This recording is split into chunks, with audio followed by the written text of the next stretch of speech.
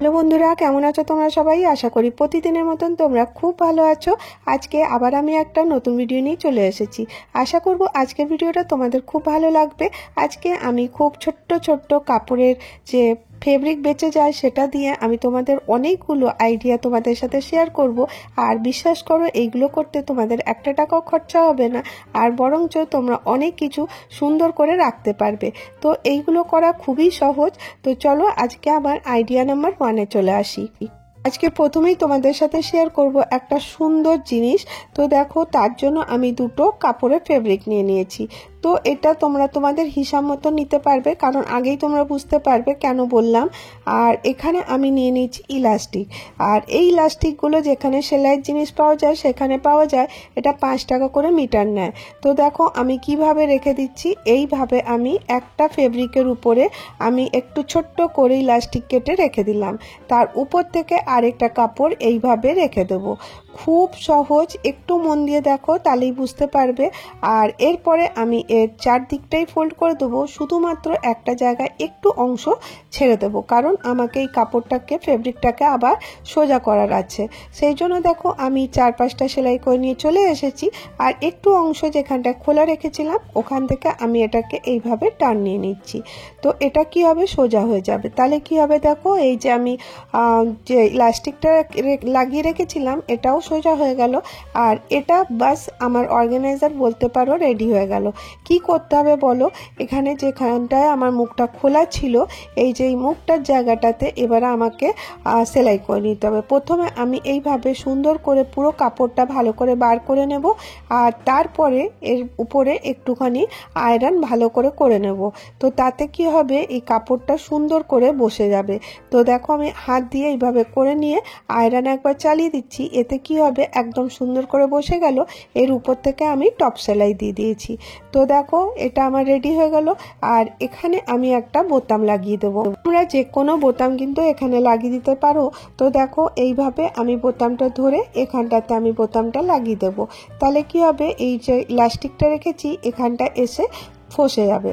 তো আমি এখানে সুতো দিয়ে আমি এখানে বোতামটা ফিক্স করে দেবো। তো আসলে কি হয় দেখবে, আমরা যখনই আয়রন করে আয়রনটা রাখি তো দেখবে আয়রনের যে ওয়্যারগুলো আছে ওইগুলো এদিক ওদিক হতে থাকে, অসুবিধা হয়, দেখতেও ভালো লাগে না। তখন তোমরা এই ওয়্যারগুলোকে এইভাবে একসাথে নিয়ে আর এইভাবে একটা পট্টি মতন যদি বেঁধে দাও তো স্টাইলিশও লাগবে, দেখতেও ভালো লাগবে, মনে হবে না যে কোনো কাপড়ের টুকরো বেঁধে রেখেছি। আর দেখো কত সুন্দর হয়ে গেল। এবারে আয়রনটাও তোমরা তোমাদের জায়গা মতন রেখে দেবে, আর এতে নিতেও সুবিধা হবে আর জায়গাটা মেসিও হবে না। তো দেখো কতটা সুন্দর হয়ে গেল, একদম নিমেষেই তৈরি হয়ে যাবে খুব সহজে। নেক্সট আইডিয়ায় চলে আসবো। তো দেখো এখানে আমি একটা অর্গানাইজার রেডি করেছি। এটাতে আমি যেমনি ওষুধ, মানে কোথাও বাইরে গেলে দেখবে ওষুধ, ইয়ারবাড, টুথপিক, অনেক হ্যান্ড ওয়াশের জিনিস অনেক কিছু লাগে, সেগুলো এদিক ওদিক রাখতে হয়। তোমরা যদি একটা এরকম ছোট্ট ব্যাগ বানিয়ে নিতে পারো তো পাউচ মতন অনেক ভালো হবে। তো আমি দেখো এখানে দুটো কাপড় নিয়েছি। আমি মেজারমেন্ট কি নিচ্ছি আমি তোমাদেরকে স্ক্রিনে দিয়ে দিচ্ছি। তো দেখো আমি এখানে এই মেজারমেন্টের দুটো কাপড় কেটে নিয়েছি। এবারে কি করব, এবারে এই দুটো যেমনি আগে দেখালাম সেই রকম ভাবেই ইলাস্টিকটা এইভাবে রেখে দেবো। রেখে দিয়ে এর উপরে আবার একটা কাপড় দেব। তো দেখো আমি ইলাস্টিকটা এইভাবে রাখছি, ভেতরের দিক করে রাখছি। আর এখানে আমি পিন আপ করে তোমাদেরকে দেখিয়ে দিচ্ছি, তোমাদের যদি অসুবিধা হয়। তো দেখো আমি এইভাবে পিন আপ করে দিলাম। এর উপরে আমি আবার একটা কাপড় রেখে দেবো, কিন্তু এটাকে উল্টো করে রাখতে হবে, মানে যাতে দুটো সোজা পার্ট একই দিকে থাকে। এরপরে এর চারদিকটা সেইভাবেই আমি সেলাই করে নেব। একটু অংশ খোলা রাখবো, সেই অংশটার থেকে আমি এটাকে টার্ন করে বার করে নেব। এরপরে দেখো এটা রেডি হয়ে গেল।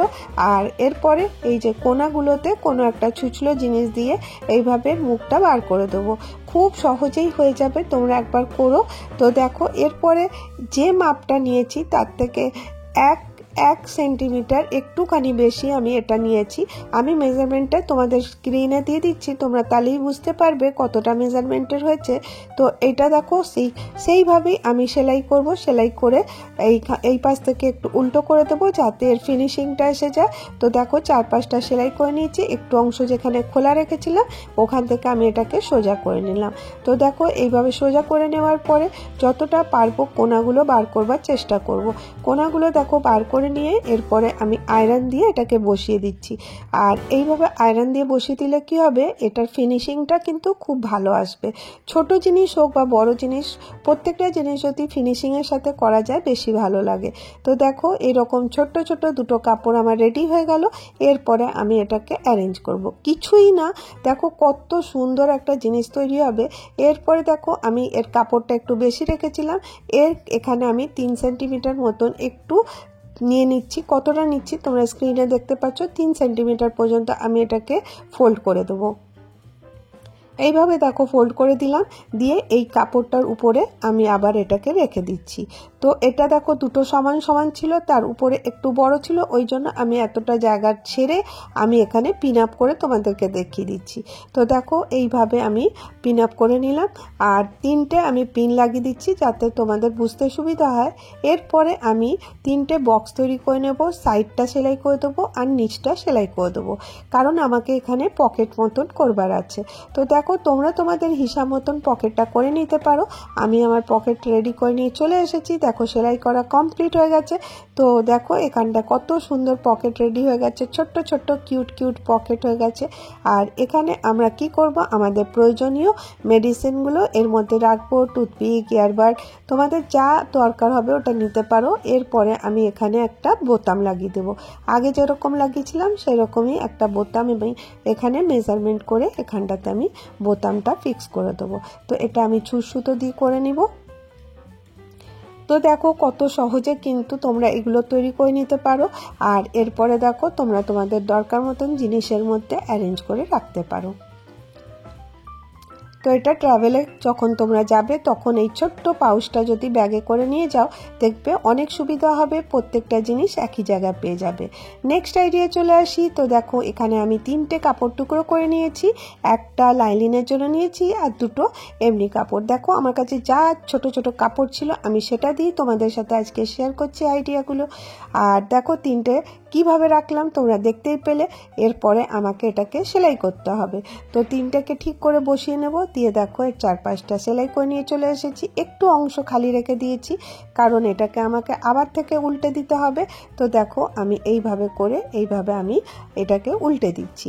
তো দেখো কত ছোট ছোট কাপড়গুলো, তোমরা চাইলে কিন্তু এটাকে বড় করেও বানাতে পারো। এরপরে দেখো আমি কি করব তোমরা বুঝতে পারছো যে এইভাবে আমি এগুলোকে পুরো পরিষ্কার করে বার করে দিলাম। এরপরে আয়রন দিয়ে বসিয়ে দিলাম, বসিয়ে দেওয়ার পরে 4-5টা আমি ছুঁচ সুতো দিয়ে সেলাই করে দেবো। তাতে কি হবে, একদম সুন্দর করে ফিনিশিংয়ের সাথে এটা বসে যাবে।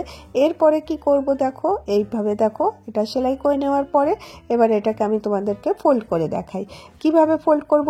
একবার এইভাবে ফোল্ড করব, আর যেখানে মানে মিড পয়েন্টটা আসবে সেখানটাতে আমি একটা করে দাগ দিয়ে দেবো। তো দুপাশেই দেখো আমি এইভাবে দাগ দিয়ে দিচ্ছি। আর এরপরে দেখো এটাকে আমাকে সেলাই করতে হবে কিভাবে, দেখো এই দুটোকে একভাবে নেব, নিয়ে এখানে সেলাই করে দেবো। আর জাস্ট একটা ফুলের মতন হয়ে যাবে। আর দুপাশটাও এই পাশে ধরে নেব।